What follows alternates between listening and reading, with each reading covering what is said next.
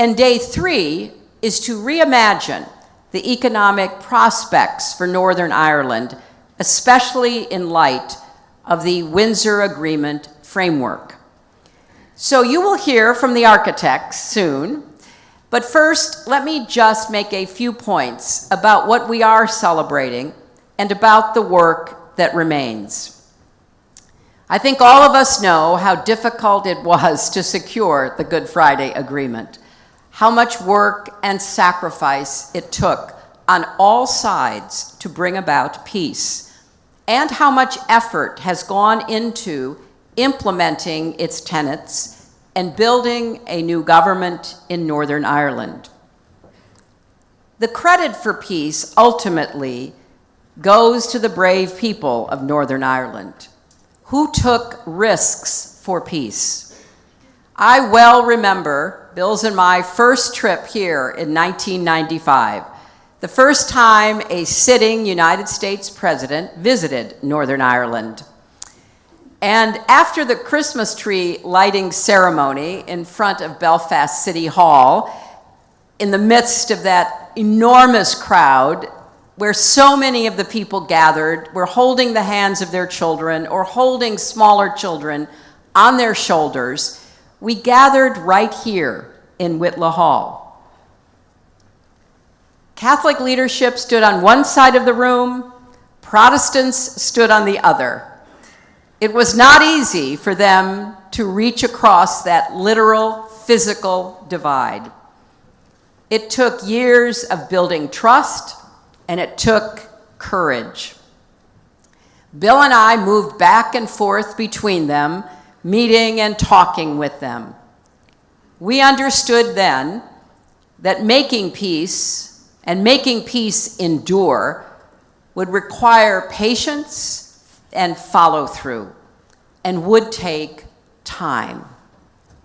I remember also on a visit in 2009 when I was Secretary of State, talking with Martin McGuinness and Peter Robinson as they worked through thorny challenges of governing together. That took courage too. And of course, there wouldn't be a Good Friday Agreement to celebrate today if it were not for the women of Northern Ireland.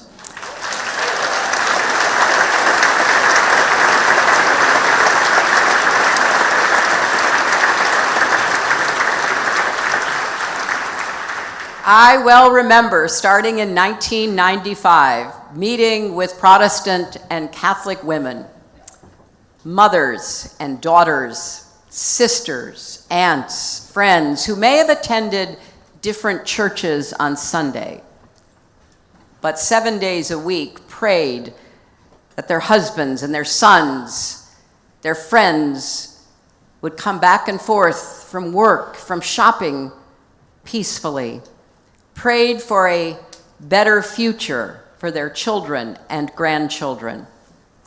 Women like the late Mo Mowlam, Inez McCormick, Pat Hume, determined, unstoppable forces for peace. And Joyce McCartan, who brought together Protestant and Catholic women in a safe house where they realized they all wanted the same things: good jobs, good schools, peaceful, secure neighborhoods, streets you could walk safely down, security and prosperity you could count on to build a life, and human rights. Women like Brona Hines, Monica McWilliams, Jane Morris, and Pearl Sager, who formed their own political party in 1996 in order to participate in the formal peace negotiations. A quarter century of bloodshed and strife, and millennia of embedded sexism had discouraged most women from being in politics, from being in the arena, but not them. One of the goals of this conference is to recognize the role that women played and are playing in peace building. And we're also here to amplify the voices of the next generation of leaders and to create a dialogue to address the major issues impacting society today, so we can keep building on the current peace over the next 25 years. Because while the Good Friday Agreement is an enormous achievement, we know that peace, prosperity, and progress that so many have worked tirelessly to achieve remains incomplete. The work of integration in housing and schools is far from finished. Neighborhoods remain divided. Poverty and unemployment persist. The difficulties of the past continue to threaten the present.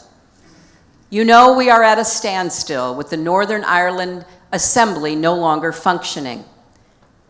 But the Windsor Agreement provides a path forward, not just for convening, but for positioning Northern Ireland as an economic hub for global trade and investment through privileged access to the UK and all of its trading partners, as well as the EU.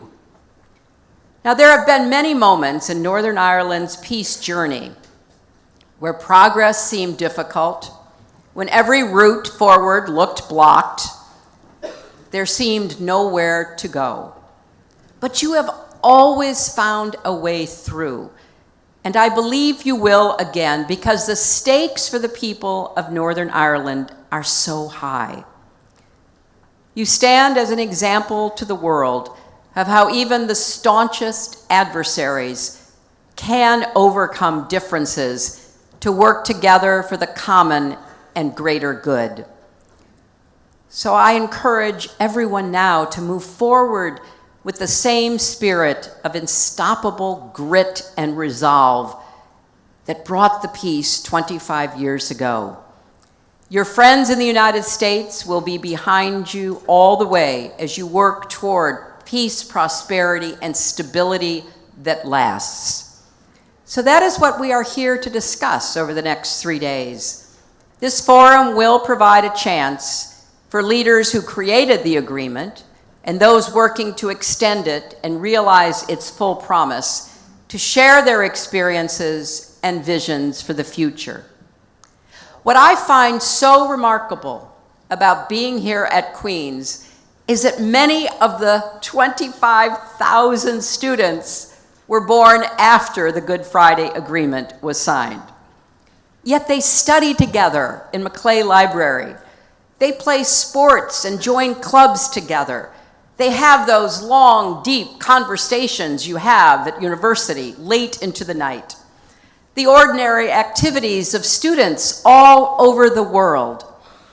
But when considered in the context of Northern Ireland's history, the idea of young people from all communities, unionists and nationalists, Republicans and loyalists, becoming one another's friends, classmates, and mentors, it's clear there's nothing ordinary at all about what has been built here at Queen's.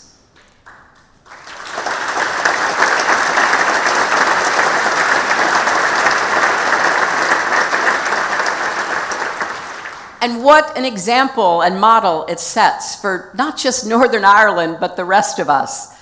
Because Queen's mission is transformation of knowledge and learning of individuals and societies, of leaving its mark on history and the world.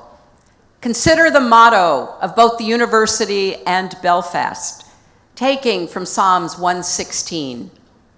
What shall we give in return for so much?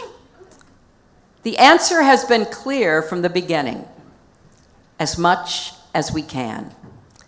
And one of the driving reasons to resume the government, to get about the business of governing, is that right now 33% of school leavers in Northern Ireland leave to seek their futures elsewhere, taking with them their skills, their education, their ambitions, their dreams. The ongoing struggle to finish the Good Friday Agreement and claim its full promise is a reminder of one of the things I try to remember in my life when I've been really high or really low. There are no final victories or defeats in life. The most important thing is to fight the right fight and to keep doing it the best you can for as long as you can. I want to leave you with one final story. 3 years after my first visit to Northern Ireland, I helped organize the Vital Voices Conference of Women in Belfast at the new International Conference Center. Women who were coming together in public to find solutions to the conflict, to contribute to a lasting peace. As I spoke from the podium, I looked up and I saw the leaders of Sinn Féin sitting in the front row of the balcony. And right behind them, I saw the leaders of the DUP. At the time, the parties and the individuals were not speaking to each other. But the fact that they were both in the same room at a women's conference for peace exemplified their openness to listening, to compromising, to agreeing on a better future for the place they all cherished. We cannot take the progress we've seen for granted. It's what a 15-year-old boy named Mark Lennox from Glengormley High School wrote in a letter to my husband in 1995. He wrote, "If Northern Ireland is to have a future, then we must all work hard for peace and make a real effort. We will have to change our ideas and work for change." That is the choice the people of Northern Ireland made in 1998, and it is the choice I hope you will continue to make.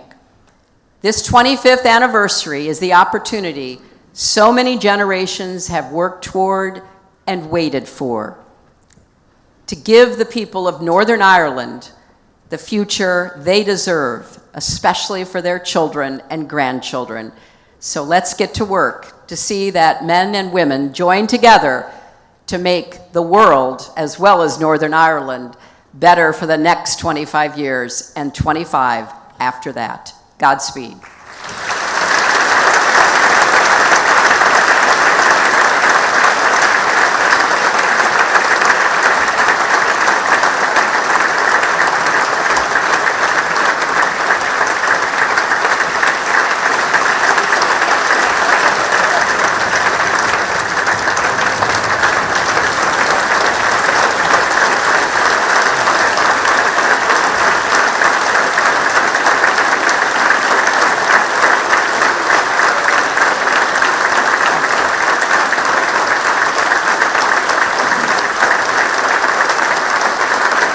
Thank you.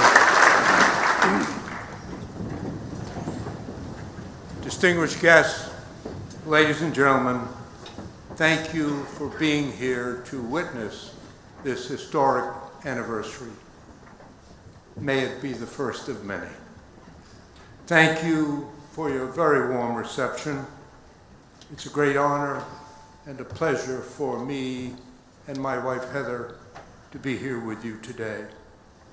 I'm especially grateful to the Chancellor and the Vice Chancellor and his staff here at Queen's University. They've worked long and hard to organize this week's events. They've welcomed all of us, the citizens of Northern Ireland, teachers, school children, media, politicians, all of us, with extraordinary warmth and hospitality. Thank you, Hillary and Ian, for what you've done in organizing this conference. 25 years ago, the people of Northern Ireland and their leaders changed the course of history. It was a day when history opened itself to hope. The people of Northern Ireland supported, worked for, and established a democratic, peaceful process as their preferred form of governance. They overwhelmingly rejected political violence as a way to resolve their differences.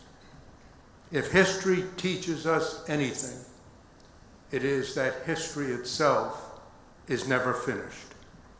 On the evening the agreement was reached, I commended the men and women who wrote and signed it. But I also said that it would take other leaders in the future to safeguard and extend their work. And so it has. I am here with many others to sound that bell one more time. Life is change for every human being, for every family, for every government, for every society. All human beings, every single one of us, is fallible, as are all human organizations and institutions.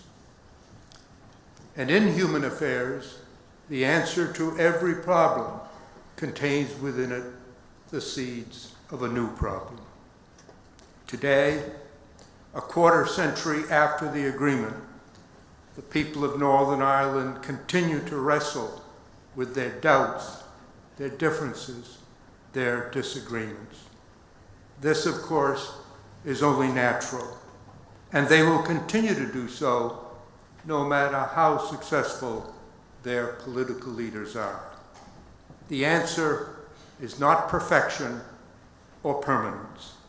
It is now, as it was then, for the current and future leaders of Northern Ireland to act with courage and vision, as their predecessors did 25 years ago, to find workable answers to the daily problems of the present, to preserve peace, to leave to the next generation peace, freedom, opportunity, and the hope of a better future for their children. One of the strengths of democracy is the right of all citizens to publicly disagree with and to criticize their government officials and their policies. But all values, when carried to extremes, can become vices. So if there's one bit of unsolicited advice I'd like to give to the people of Northern Ireland, it's this: don't always be so hard on yourselves. At the same time, never, ever give up on the belief that we all can do better and be better.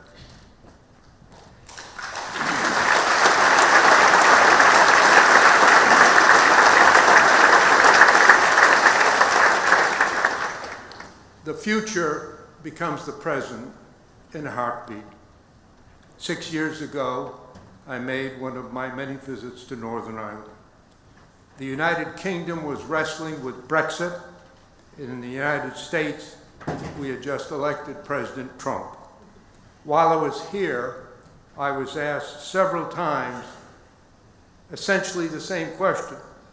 Can you comment on how terrible and upsetting the politics are here in Northern Ireland? So much anger, so much disagreement, so much distrust. In reply, I said, well, I can't speak for the UK, but I've just come from the United States, and I don't think any American is in a position to lecture others on their disagreement.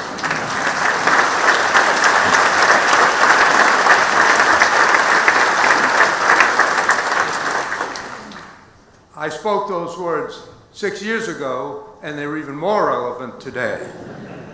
I do acknowledge, with a nod to the great sense of humor that often accompanies it, that people in Northern Ireland are quick to take offense.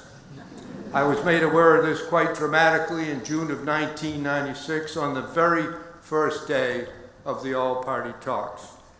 In a large conference room filled with delegates from the two governments and 10 political parties, David Irvine, in a loud voice, shouted across the room to me. "Senator," he said, "if you are to be of any use to us, there is one thing you must understand." "What is it?" I asked. With a smile on his face, he replied, "We in Northern Ireland we'll drive 100 miles out of our way to receive an insult. Like you, I laughed, thinking it was a joke. But as I looked around the room, they weren't laughing. They were all nodding in agreement. Over the next few years, I witnessed firsthand the unique skill of Northern Ireland politicians in the art of insulting their opponents. But a wise person can always be superior to the insults he or she receives.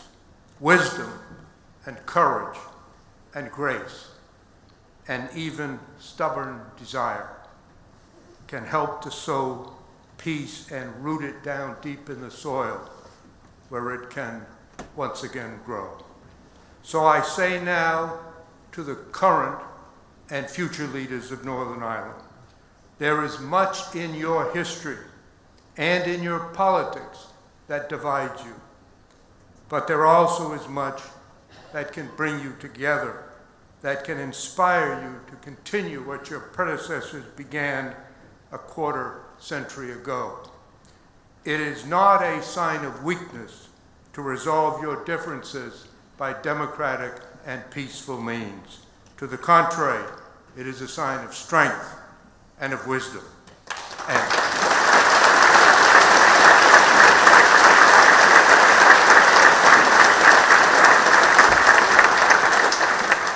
And it clearly reflects the will of the overwhelming majority of the people of Northern Ireland. Yes, they often disagree, sometimes very strongly. Yes, they may take offense quickly, but it is unmistakably clear that the people of Northern Ireland do not want to return to violence, not now and not ever.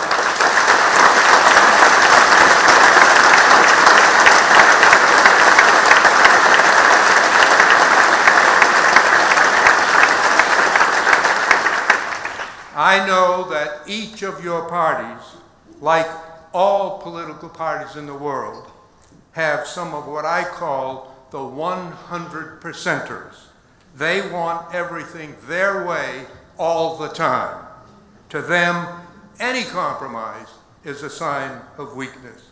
But I say to you that reasoned, principled compromise is essential, especially in divided societies. And it reflects a belief in democratic values, that we all are in this together.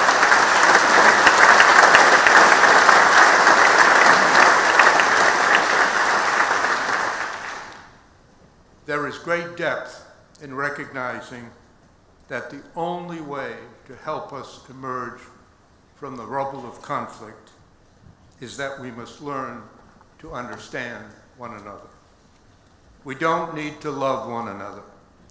We don't even need to like one another, although we hope we could.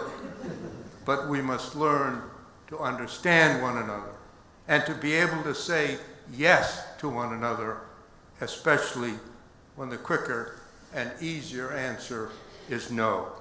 Because like it or not, we are all in this together. Facing the reality of the future rather than clinging to the myths of the past takes strength and courage and vision. Those we honor today showed those qualities a quarter of a century ago. They will be forever remembered, and others will be remembered as well. One grim but tangible memory is in these statistics. According to the Northern Ireland Police Service and the Northern Ireland Statistics Agency, from the start of the Troubles until 1998, over 3,500 people were killed and an estimated 50,000 were injured in sectarian violence. In the 25 years since the agreement was reached, there have been about 164 security-related deaths. But don't think of these just as numbers, because they are not. Think of them as mothers and fathers, sons and daughters, whose lives were cut short or permanently impaired. Still, to this day, their lives echo down through the years. And so I ask each and every person in this hall to stand and honor all of these lives, and every one was an individual human being. All of these lives with a moment of silence. Please stand.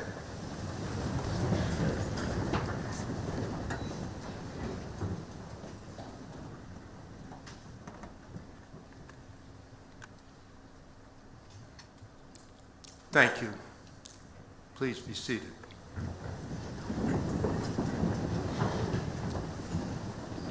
There have been many architects in the House of Peace.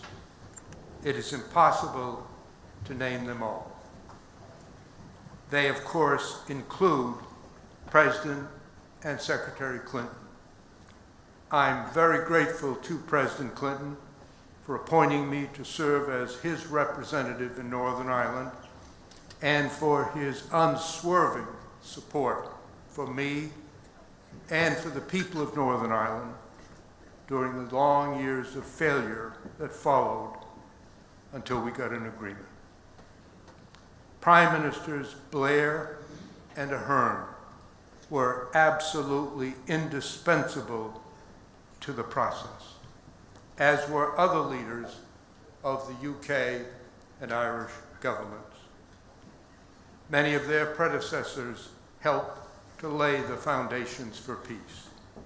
They include Albert Reynolds and John Bruton in Ireland and John Major in the United Kingdom. Major and Bruton made the crucial decisions to establish the all-party talks and to invite the independent chairman to head that process. I shared that role with two extraordinary men, the late Harry Holkeri, the former Prime Minister of Finland, and General John de Chastelain, the former head of the Canadian Defense Forces. Each of us was well served by small but very able staffs. For me, they included Martha Pope, David Pozorski, and Kelly Curry. Both governments were represented by a succession of very able ministers and officials. They included from the UK Lord Patrick Mayhew, Sir Michael Ancram, Mo Mowlam, Lord Paul Murphy, Jonathan Powell, and Bill Jeffries. From Ireland, Dick Spring, David Andrews, Sean O'Higgin, Liz O'Donnell, David Cooney, Tim O'Connor, and David Donahue. Special recognition must, of course, go to the leaders of the major Northern Ireland parties. John Hume led the Social Democratic and Labour Party, and David Trimble led the Ulster Unionist Party. Without John Hume, there would not have been a peace process.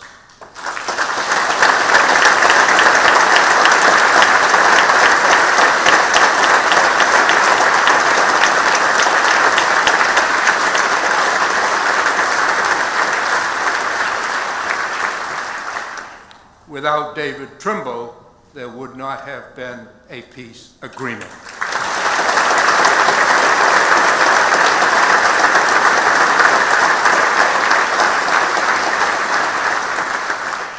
They were justly awarded the Nobel Peace Prize. Lord Trimble later served as the First Minister of the Northern Ireland government. In the UUP, he was greatly aided by several key officials, among them Lord Reg Empey, Lord John Taylor, Lord Ken McGuinness, and Sir Geoffrey Donaldson. In the SDLP, John Hume received strong support from several talented leaders, including Seamus Mallon, a brilliant orator and negotiator who later became Deputy First Minister, and Mark Durkan Brid Rogers, and Sean Farren. Jerry Adams and the late Martin McGuinness led Sinn Féin into and through the entire process. They were assisted by Jerry Kelly, Barbara DeBruyne, and Alex Maskey, who is now the Speaker of the Northern Ireland Assembly. They were all and always strong and effective advocates for their cause. Later, McGuinness served for several years as Deputy First Minister. Dr. Ian Paisley was a long-time and strong leader of the Democratic Unionist Party. The DUP withdrew from the talks and opposed the agreement, but they later re-entered the process at crucial talks in St. Andrews and thereafter participated actively in governance. Dr. Paisley served for several years as First Minister, where he and Martin McGuinness achieved some celebrity as the Chuckles Brothers. Paisley was succeeded as DUP leader and First Minister by Peter Robinson, who had been a very effective negotiator while the DUP was in the talks. They, Paisley and Robinson, were ably assisted in the talks by Nigel Dodds and Ian Paisley Jr. The Alliance Party was led by Dr. John Alderdice. He and his colleagues were very effective in the talks, and he later served with distinction as the first Speaker of the Northern Ireland Assembly. And his colleague, Eileen Bell, also later served in that same role. The Northern Ireland Women's Party, led by Monica McWilliams and Pearl Sager, played a vital role, as indeed did all of the women in all of the coalitions that stitched the threads of peace together.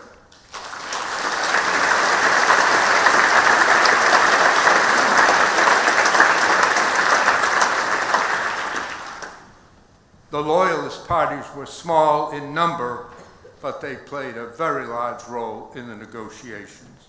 Their leaders were David Irvine and Gary McMichael. Both were outstanding and powerful advocates for peace. They were assisted by other articulate leaders like Billy Hutchinson and Dawn Purvis.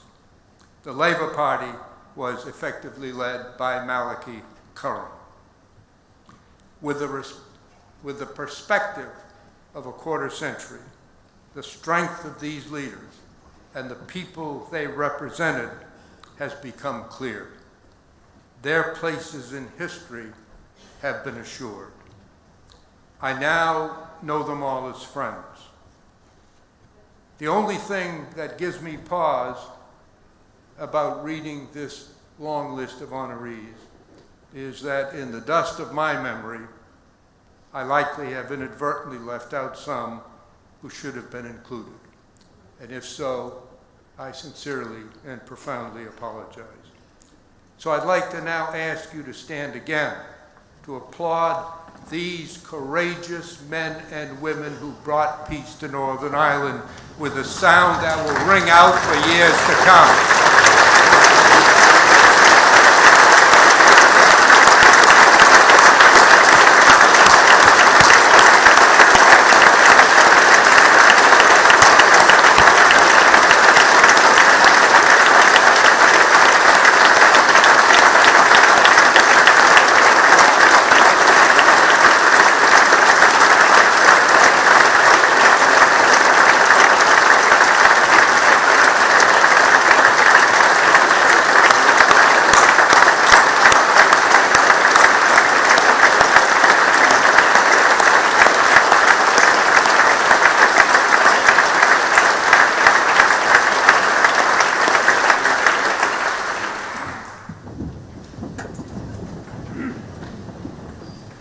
The course of every true idea ends up eventually in the obvious.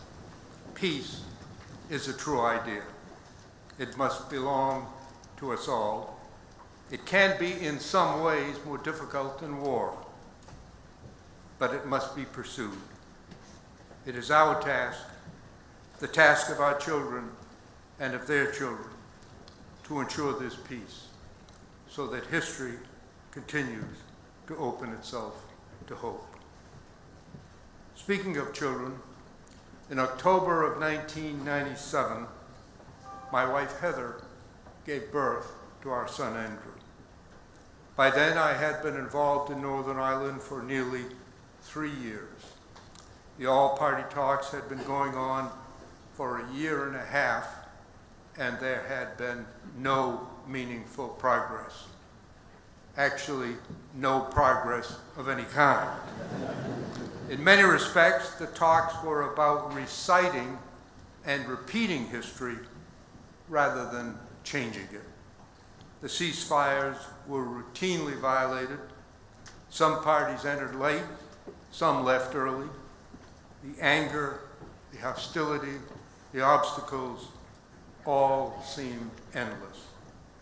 Over and over again, I was asked, Senator, since you have failed to get an agreement, when are you leaving Northern Ireland to go home? Earlier that year, after an especially difficult period, Heather and I briefly discussed that question.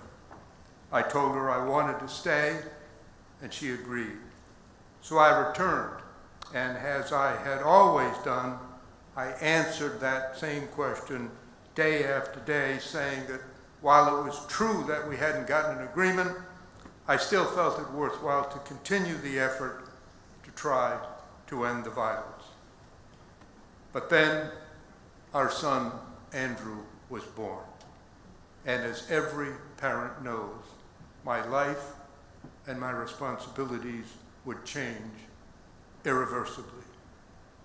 I flew home for his birth, and I also made plans to travel to Washington to meet with President Clinton's National Security Advisor.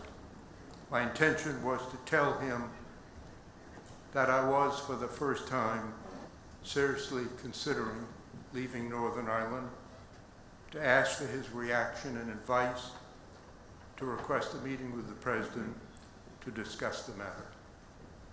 I had continued my close relationship with President Clinton as he and Mrs. Clinton maintained a deep concern and an intense personal interest in Northern Ireland. My wife, Heather, had to remain in the hospital with Andrew for a few days. So it was there that we had a long and somber talk about the future. I had asked and was told that on the day of Andrew's birth, 61 children were born in Northern Ireland. We talked about what Andrew's life might be like and about the lives of the 61 children from Northern Ireland. Then I told Heather that I was going to Washington and why. Her reaction was immediate and strong. She said, "You have to go back until it ends one way or the other. If you leave now and the fighting resumes and lots of people die, you'll never be able to forgive yourself. Go back, give it one last try. I'll take good care of Andrew. You think about those 61 children from Northern Ireland." So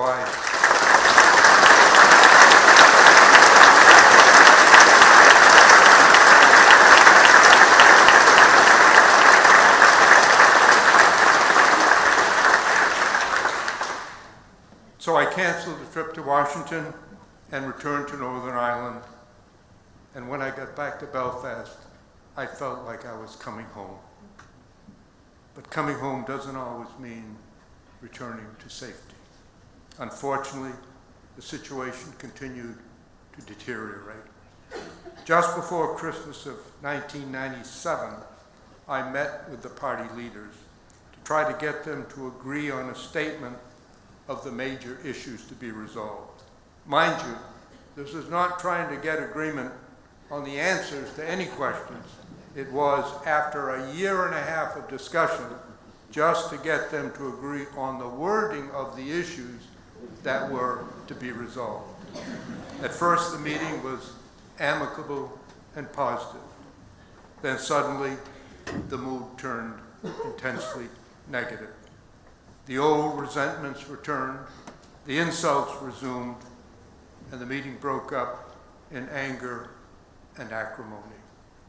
For the first time, I felt a sense of defeat.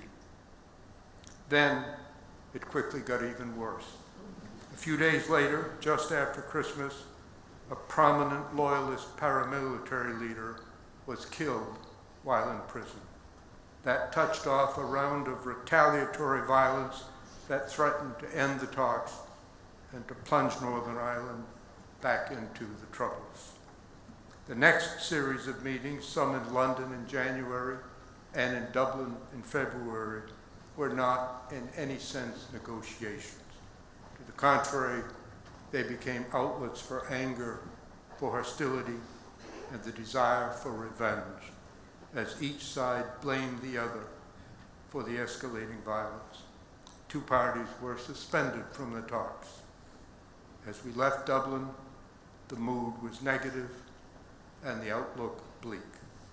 So much effort seemed to be going down the drain of history. On the flight back to the US, my sense of defeat and despair deepened. And then I recalled Heather's words, one last try.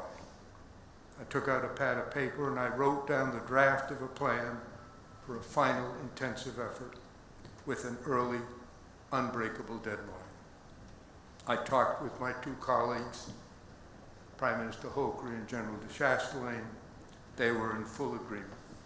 When we returned to Belfast in March, we entered into discussions with the two governments and the 8 political parties still in the talks to get an agreement on an early, unbreakable deadline for an end of the talks, one way or the other. That discussion was long and difficult, but finally in late March we got agreement on 2 weeks of final negotiations and, crucially, an unbreakable deadline. My sense of despair gave way to a sense of hope for one important reason. We, the independent chairman, had no authority to impose a deadline. We could propose it as we had, but it required the approval of both governments and of each party. The fact that every party still in the talks agreed to the deadline meant to me that they were sincere in wanting an end to the conflict, despite their deep differences and the nearly 2 years of unproductive haggling they'd just been through. They still faced very difficult issues on which they had strongly conflicting views, but they did not want to return to the violence of the past. And the only way to do that was to reach an agreement. There was another reason for my hopes, personal to me and much less serious. I'd been involved in Northern Ireland for more than 3 years, but I still had a hard time understanding some of what was being said in the negotiations. I'd spent 15 years in the United States Senate, the last 6 as the Senate's leader. The debates were vigorous, but orderly, one speaker at a time. Here, especially in the early years, there was disorder.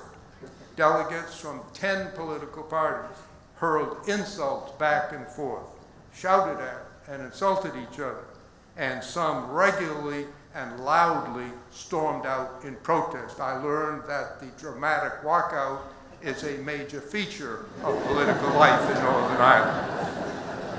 And the only thing that reminded me of the Senate was that some people spoke often and at very great length.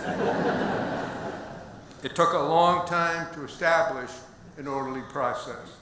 Along the way, I made many mistakes. One of them was at the beginning of the talks, and it was in a naive and misguided effort on my part to be helpful.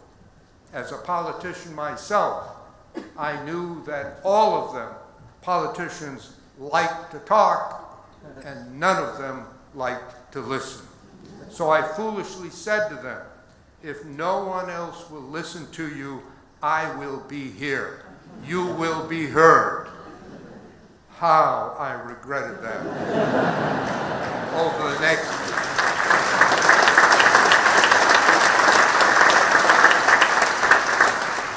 it wasn't weeks, it wasn't months, it was years that I listened to the same people saying the same thing over and over and over again. And many of them talked very fast with accents that I couldn't quite figure out. So to improve my understanding, I held many, many hundreds of informal meetings in my office and theirs where I said little and listened as much as possible. Listening, really listening to someone else speak is hard, especially when it goes on for years. But it's also a sign of respect. And I respected them for what they were trying to do. By a fortunate coincidence, this effort began to pay off in the lengthy discussions to establish a deadline.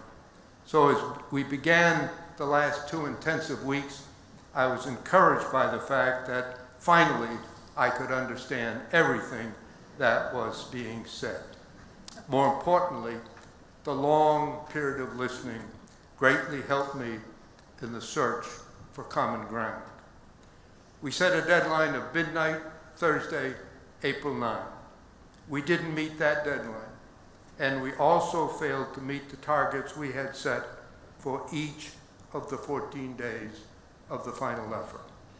My memory of those 2 weeks is a blur of constant activity, as 2 governments, 8 political parties, and the independent chairman sought a written agreement on which all could agree on 3 complex and related relationships within Northern Ireland, between Northern Ireland, and between Ireland and the United Kingdom. My admiration grew for the men and women who struggled to find common ground against a history of distrust, disagreement, and violence, to the limits of their physical capacity and under enormous political pressure.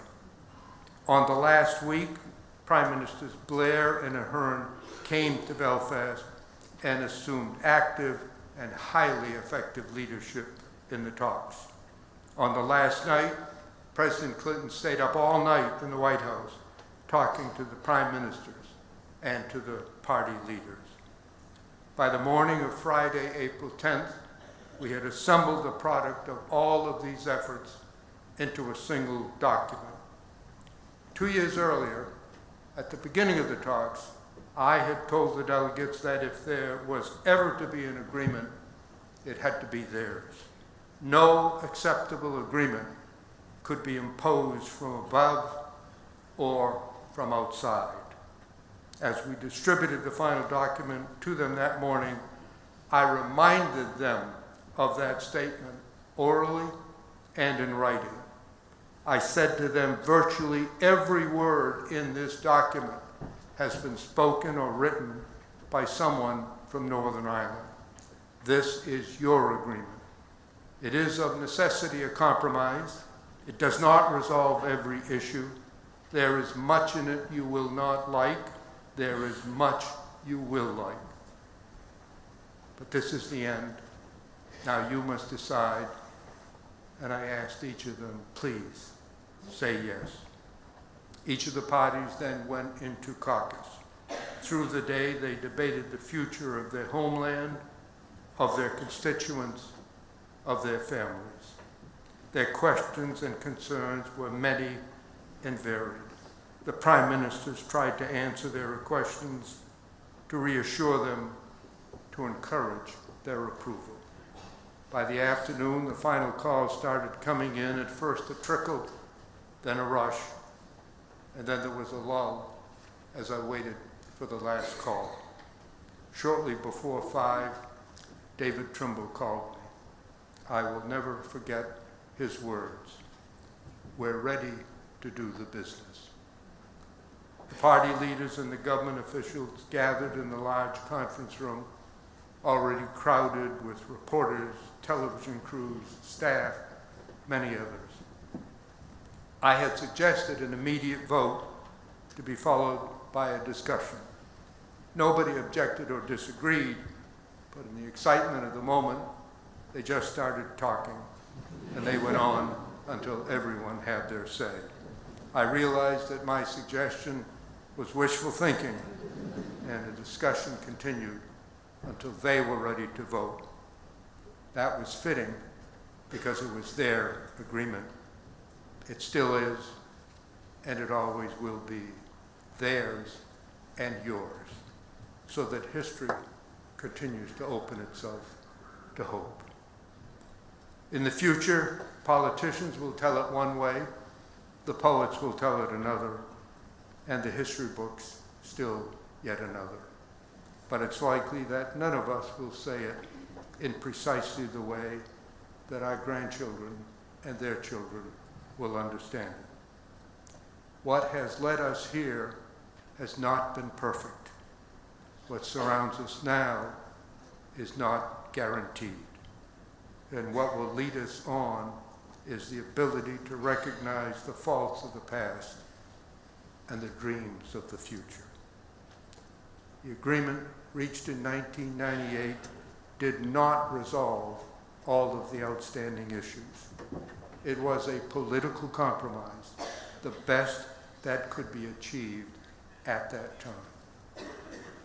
In the years since the agreement, there have been many chronicles describing those momentous events. Many individuals have been lauded for their efforts, and appropriately so. I believe it clear that the greatest heroes were the people of Northern Ireland and their political leaders. In the most difficult and dangerous of circumstances, those leaders acted with courage, with vision, and determination. At one time or another, all were criticized or rebuked. Some lost their public offices. Some of their political parties suffered huge declines. But most remarkable feats often suffer setbacks. I believe the verdict of history will be immensely favorable to the people of Ireland, North and South, and their leaders. Peace may come dropping slowly, but when it settles, it confirms the humanity in all of us. Triggered by this anniversary, there has been much discussion recently about the agreement. Of course, everyone is entitled to, indeed encouraged, to express their views. Some, in and out of Northern Ireland, have criticized the agreement because it did not solve every problem and because there continued to be, in Northern Ireland, some failure, disappointment, dispute, disagreement. But I respectfully disagree with these critics. I believe the statistics on deaths and injuries I cited earlier are by themselves a powerful response to such comments.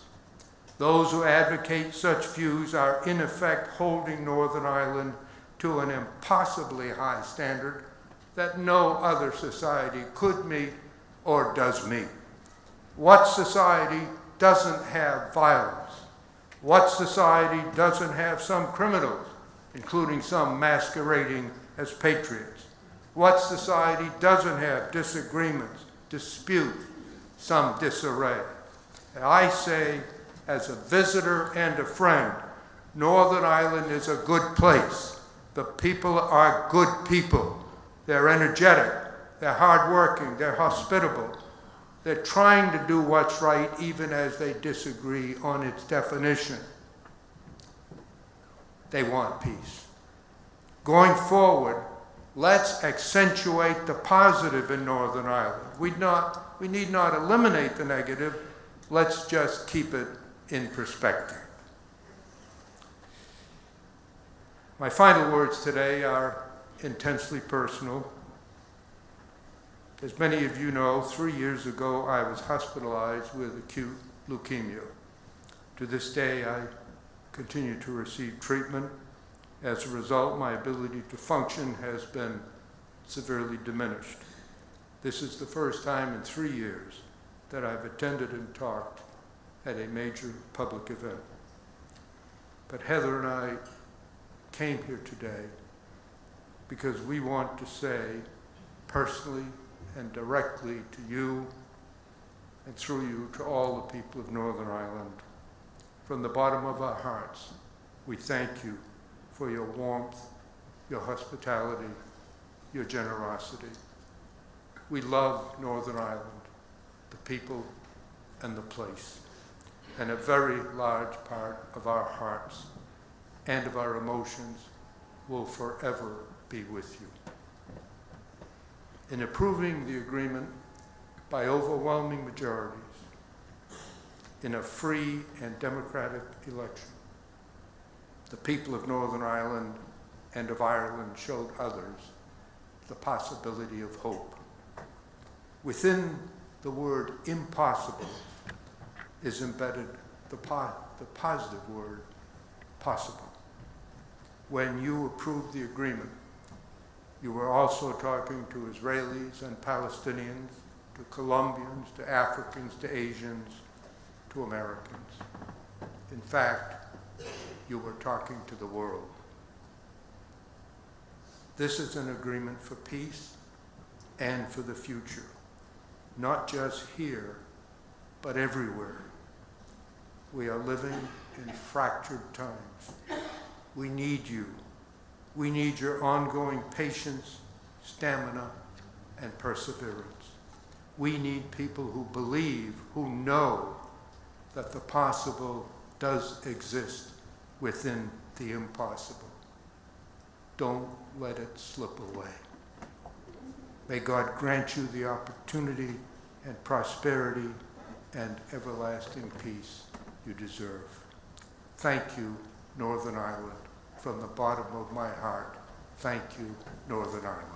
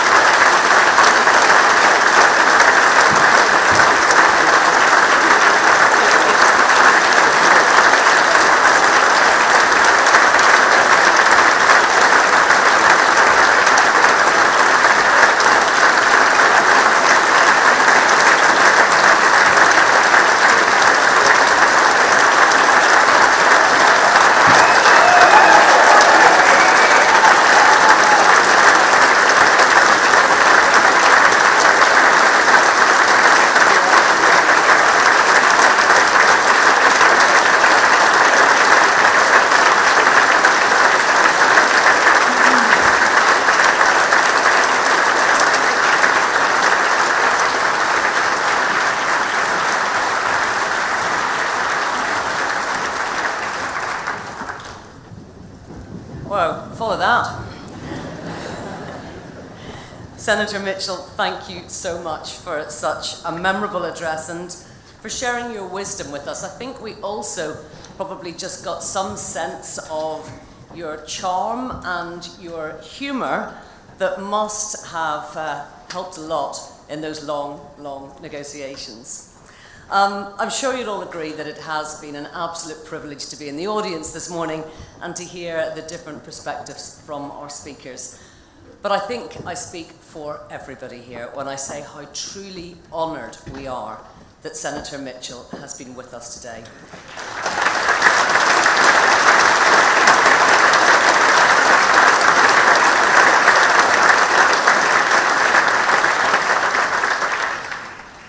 Senator, we will long remember and be grateful for your skill, your patience, your determination, and your devotion. Can we have another round of applause just to say thank you?